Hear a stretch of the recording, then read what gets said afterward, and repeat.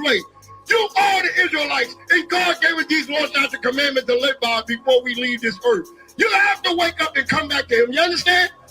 Hi guys, and welcome back to the Caribbean Spot. Today we have a very interesting video for you guys. This video debunks the myth that black people are Israelites. Let's get into this video. Today, we're diving deep into a topic that has caused much confusion and debate. Are the transatlantic slave trade and Israel's Egyptian captivity the same events? So let's debunk this myth once and for all. Let's start by getting our cosmic timeline straight. The Israelites' time in Egypt is believed to have happened between the 18th and 15th centuries BC. That's during the Bronze Age, an era of chariots and early civilizations. Now, fast forward to the transatlantic slave trade, which took place from the 16th to the 19th centuries AD. This period saw the rise of European colonialism and the horrific exploitation of African people on a massive scale. We're talking about two vastly different epochs in human history. Imagine comparing the first moon landing to the invention of the wheel. The social, political, and economic landscapes of these two periods were vastly different. The very notion of slavery itself had evolved over time. To truly understand these events, we need to view them through the lens of their respective times. Let's talk about the duration of these events. The Israelites' Egyptian captivity is said to have lasted about 400 years, but the transatlantic slave trade spanned over 3 continents and lasted for centuries. Over 300 years of forced labor in the Caribbean, 246 years in the United States, and over 400 years in South America. Generations of Africans were born into slavery, lived their entire lives under its brutal yoke, and died never knowing freedom. The sheer scale of the transatlantic slave trade is staggering. It's a dark chapter in human history, a testament to the depths of human cruelty and greed. While the Israelites' captivity was a time of suffering, it's crucial to recognize the vast difference in scale and duration compared to the transatlantic slave trade. One was a period of forced labor endured by a specific group of people. The other was a system of chattel slavery that spanned continents and fueled empires. Let's talk about the people who were enslaved. The Israelites were a specific group, the descendants of Abraham, Isaac, and Jacob. The transatlantic slave trade involved the enslavement of millions of Africans from various West and Central African nations. These were diverse peoples with their own cultures, languages, religions, and histories. They were ripped from their homelands, separated from their families, and forced into a system designed to strip them of their identities and humanity. Imagine the vast tapestry of human experience represented by those millions of souls. To equate the enslavement of a specific group to the forced migration and enslavement of millions from an entire continent is to diminish the unique suffering of each group. We need to remember that we're talking about real people here, not just historical abstractions.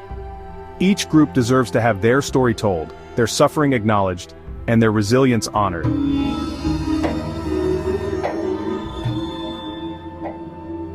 Along the Gulf of Guinea lies one of Ghana's most famous attractions, Elmina Castle. While the centuries-old structure is as grand as its picturesque surroundings, the castle itself is home to one of the darkest chapters in history. This is the door of no return, where all the captives were made to go through before they get to the ship. Never to return. Never to return. It's a reminder of hundreds of thousands of lives lost and generations of enslavement. And when slave trade began, it was reduced this way. Say that one person comes in a time. They consider that as people were separated or divided, they can easily be controlled. Controlled and counted. That's it. A story that forever shaped Africa and continues to be told today. We have to move away from the perception that, oh, history is about the past. History is about people who are dead and gone. It is our story. If we don't tell our story, somebody will tell the story. These are Ghana's slave castle. Perched above the vibrant fish market sits a fortress built in 1482. It's one of the earliest European trading settlements in West Africa. Elmina was built by the Portuguese. It was the headquarters of the Portuguese slave trading activity in Western Africa. When the Dutch took over, they remodeled the building, they made changes. So it was the headquarters of the Dutch slave trading activities in all of Western Africa. Built over the course of more than 3 centuries, Elmina Castle commands a majestic view of the sea.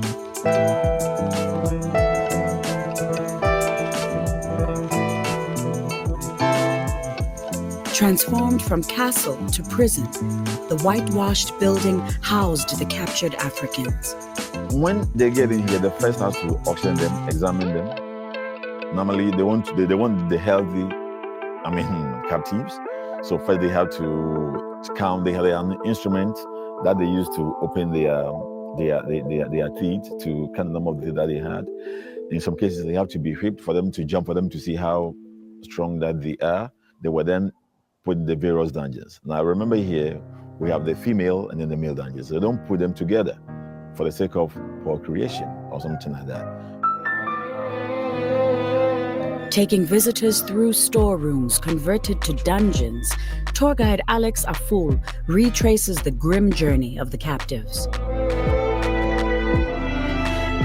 Before the shape come in here, the people would like to identify their goods, getting on board, so they would decide to brand them. Now with the branding, each merchant has its own way of doing it. Some will use alphabet, some will use numbers on the form of metallic stamp. They put it in their fire. Already they have some oil on their body, prepare them for the journey. So they bend them on the skin, get this mark in there before they get in there. And then the woman, in some cases, will give a tag. After as much as 3 months in the dungeon, prisoners would transition from captivity to enslavement by passing through this final exit to board awaiting ships. A physical reminder of an unimaginable horror. It is known as the door of no return. So here, that's the door that separates Africa and then to the rest of the world. It was also a bit wider and then later reduced this way. Say that one person has to go through at a time. One by one. One by one. Never to return.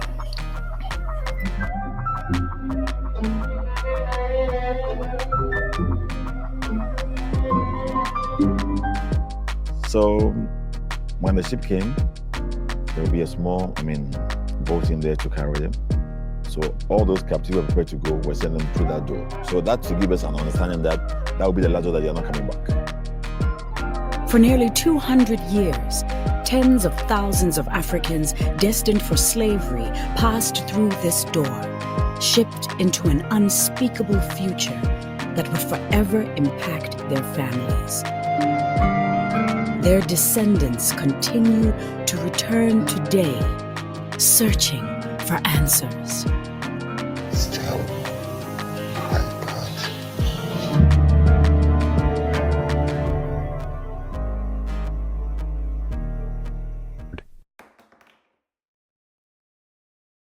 Let's dig into the reasons behind these 2 periods of enslavement. Why were the Israelites enslaved in Egypt? According to the biblical account, it all boiled down to fear. The Pharaoh saw the growing Israelite population as a threat. He feared their numbers and potential power, so he sought to control them through oppression. The transatlantic slave trade, however, was driven by greed. European powers saw Africa as a source of cheap, exploitable labor. They needed a workforce for plantations in the Americas to grow cash crops like sugar, tobacco, and cotton. One was rooted in the paranoia of a ruler, the other in the cold calculations of an economic system. One sought to control a perceived threat, the other to maximize profits at the expense of human life. Understanding these motivations is crucial to understanding the dynamics of power and oppression that have shaped our world. Let's talk about how these 2 groups ended up in bondage. The Israelites initially came to Egypt freely, invited by the Pharaoh during a time of famine. It wasn't until a new Pharaoh came to power that their situation changed. This new pharaoh, driven by fear, gradually stripped the Israelites of their rights and freedoms, ultimately forcing them into slavery. The transatlantic slave trade was built on a foundation of violence and coercion. Africans were captured through wars, raids, and kidnappings orchestrated by both European slavers and African rulers. They were marched to the coast in chains, enduring unimaginable horrors along the way. Those who survived the journey were crammed into the holds of slave ships, facing disease, starvation, and cruelty during the Middle Passage. One began with an invitation that turned into a nightmare. The other was built on brutality, designed to dehumanize and commodify human beings from the start. Let's talk about the kind of labor these two groups were forced to endure. The Israelites in Egypt were primarily put to work in construction and agriculture. They built cities, storehouses, and monuments for the pharaoh, enduring backbreaking labor. They were also forced to work the land, cultivating crops and tending livestock. The transatlantic slave trade encompassed a wider range of labor. Africans were forced to work on plantations, cultivating cash crops like sugar, tobacco, and cotton. They were also forced to work in mines, extracting precious metals and minerals. Countless women were forced into domestic servitude, enduring abuse and exploitation. The transatlantic slave trade created a system where every aspect of African life was commodified. Both were horrific, but they highlight the different ways in which slavery manifested itself in these two historical contexts. Let's talk about the treatment of these enslaved populations. The Israelites in Egypt endured cruel oppression under the pharaoh's rule. They were subjected to harsh labor, denied basic rights, and their lives were considered expendable. The pharaoh even ordered the infanticide of Hebrew boys. The transatlantic slave trade was marked by a level of brutality that is difficult to comprehend. Africans were subjected to unimaginable horrors. From the moment of their capture to their deaths on plantations, they were beaten, tortured, and murdered at the whim of their enslavers. Families were torn apart, and women were subjected to sexual violence. Both were systems of oppression that inflicted unimaginable suffering, but the scale and scope of the brutality in the transatlantic slave trade are difficult to overstate. Let's talk about the role of divine intervention, or lack thereof, in these two stories. The Israelites' captivity in Egypt is framed as a test of faith, leading to their deliverance by God. According to the biblical account, God raised up Moses to lead the Israelites out of bondage. The transatlantic slave trade, however, offers no such easy answers. While Christian abolitionists played a crucial role in the fight against slavery, there was no singular miraculous event that ended this barbaric system. It took centuries of struggle, activism, rebellion, and war to dismantle slavery in the Americas. One story offers the comfort of divine intervention. The other forces us to confront the uncomfortable truth that we are responsible for our own liberation. Let's talk about how these two periods of captivity came to an end. The Israelites' exodus from Egypt was a dramatic event. Led by Moses, they fled Egypt, witnessed miracles, and crossed the Red Sea. The transatlantic slave trade ended gradually through a long process of abolition. It began with individual acts of resistance and gained momentum through abolitionist movements. It culminated in legislative action, with countries like Great Britain, the United States, and Brazil outlawing the transatlantic slave trade. One was a sudden, miraculous break from bondage. The other was a long, hard-fought battle for freedom. Both are testaments to the human desire for liberty. Finally, let's talk about the aftermath of these two historical events. The Israelites, after their exodus from Egypt, went on to establish their own nation. Their story became a foundational narrative in their culture and religion. The legacy of the transatlantic slave trade is far more complex and enduring. The descendants of enslaved Africans continue to grapple with the legacy of slavery and its impact on their communities. They face systemic racism, discrimination, and economic inequality. Their struggle for equality and justice continues to this day. Both remind us that the past is never truly past, and that we have a responsibility to learn from history's mistakes. In conclusion, while both the transatlantic slave trade and Israel's Egyptian captivity involved forced labor and oppression, they were distinct historical events with different causes, peoples, and consequences. Understanding these differences is crucial in debunking the myth that they are the same. To equate these two events is not only historically inaccurate but also minimizes the unique suffering of each group and diminishes the ongoing struggle for racial justice faced by the descendants of enslaved Africans. Okay, so just to recap, there's some key differences between these two events.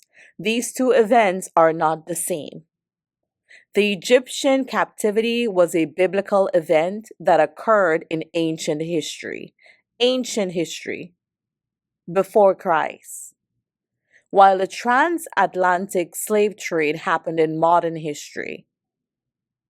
The Israelites were enslaved in one country, Egypt, whereas Africans were taken across the Atlantic and enslaved across multiple continents.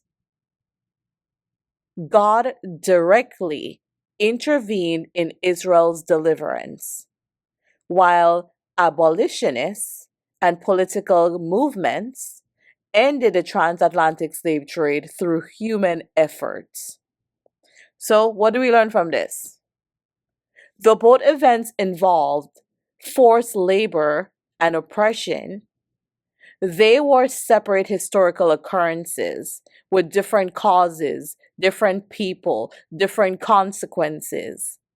The transatlantic slave trade is not, I'm going to repeat it, it is not the event described in the Bible regarding Israel's captivity in Egypt. And you can check out my other video on that, right? I just pray and hope that this video brings clarity to those of you who are still confused out there. When you know the truth, no one can deceive you, right? So empower yourself with the truth. Know who you are. Don't let Satan fool you. I believe what is even more heartbreaking about this situation is that there are Black people out there who wrote books, made quite a chunk of money, right? Misleading other Black people into believing that they are the children of Israel. The Bible said to test every spirit, right? Not everything someone puts in a book is golden, right? Test it against the Word of God. And the Word of God clearly states that us, Black people, are not the children of Israel. We are not. It's there. And some of them are just using a verse over here, a verse over there, and using that as justification to say, aha, yeah, we've been in slavery for 400 years. Two different situations. Has anyone stopped to check the timeline? It's important for us to know our history. And I know a lot of us were searching for our identity. Well, we are Black people from the continent of Africa. Some of us were some of our ancestors were captured, sold, whatever it is. But they left the motherland, Africa, and they went to different continents, right? This did not happen to the children of Israel. They went freely into the land of Egypt.